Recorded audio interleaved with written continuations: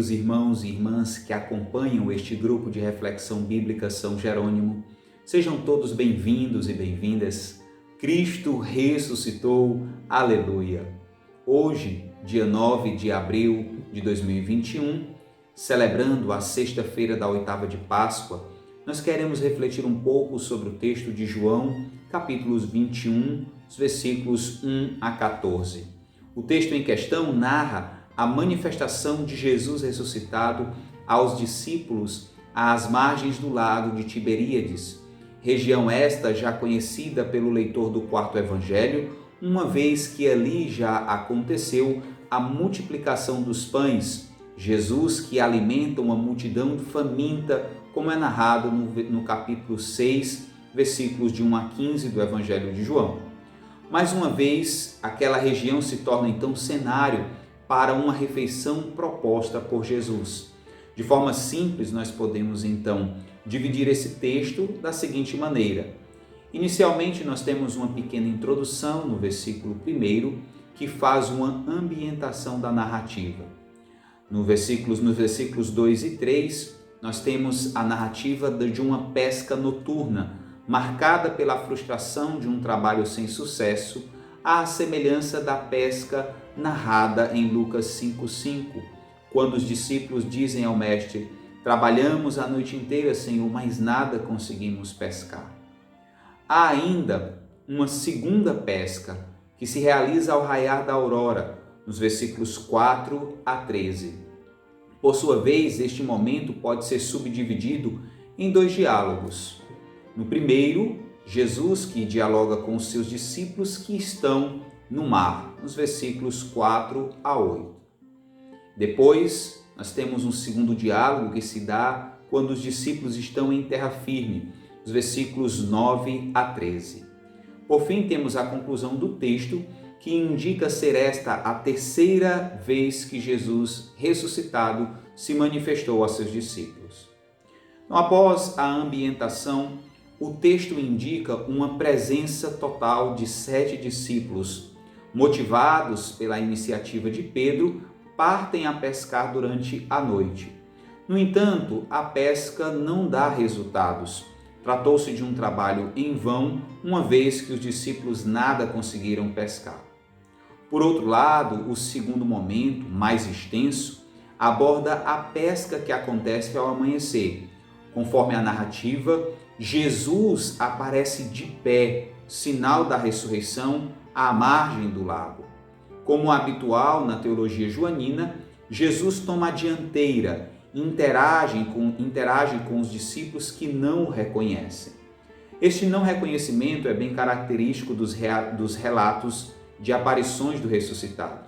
Geralmente é interrompido por alguma ação que remete às experiências pré-pascais com Jesus Cristo.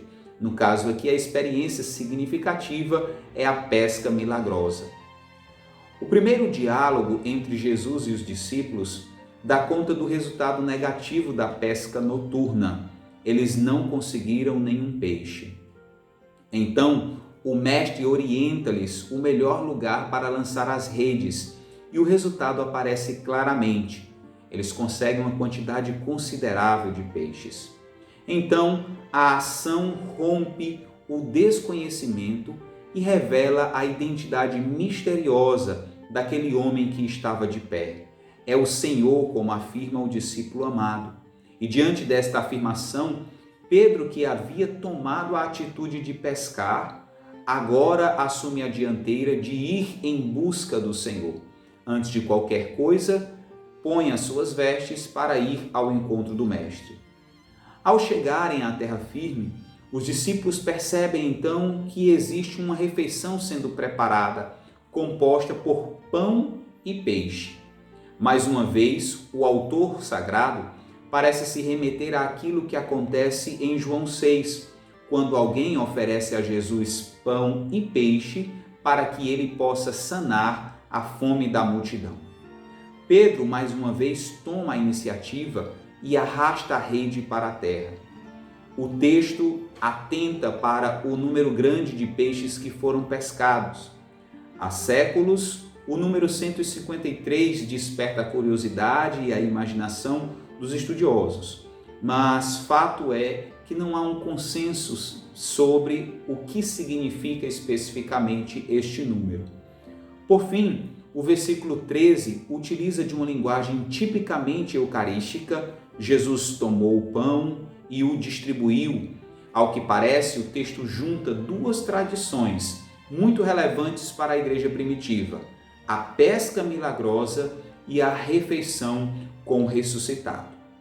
Na catequese joanina, a pesca milagrosa torna-se então símbolo para a dimensão missionária da igreja.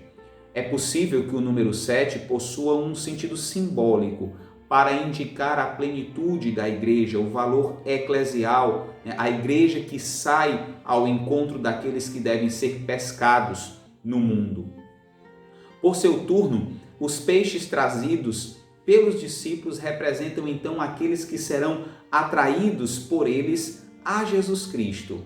Sobre o número 153, alguns acreditam que represente o caráter universal da missão da igreja ou ainda a abrangência dessa mensagem salvífica que a igreja lança sobre o mundo. A rede que não se rompe, então, foi vista como símbolo da unidade da igreja, que com a presença do ressuscitado se faz forte, se faz firme e não se rompe, e cuja mensagem então deve ser anunciada ao mundo inteiro. Portanto, o texto trata da missão da igreja orientada pelo ressuscitado.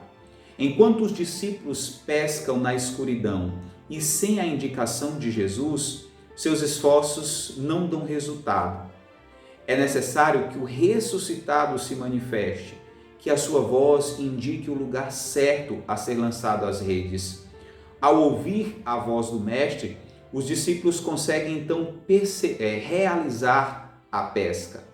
Assim, há uma relação, podemos dizer que há uma relação essencial entre ouvir a voz do ressuscitado e comprometer-se com a dimensão missionária da igreja. Assim como os sinóticos, a ressurreição aqui aparece ligada à dimensão missionária da igreja. A voz do ressuscitado nos indica o lugar onde as redes devem ser lançadas. Nosso papel é então levar até o ressuscitado os peixes retirados do mar.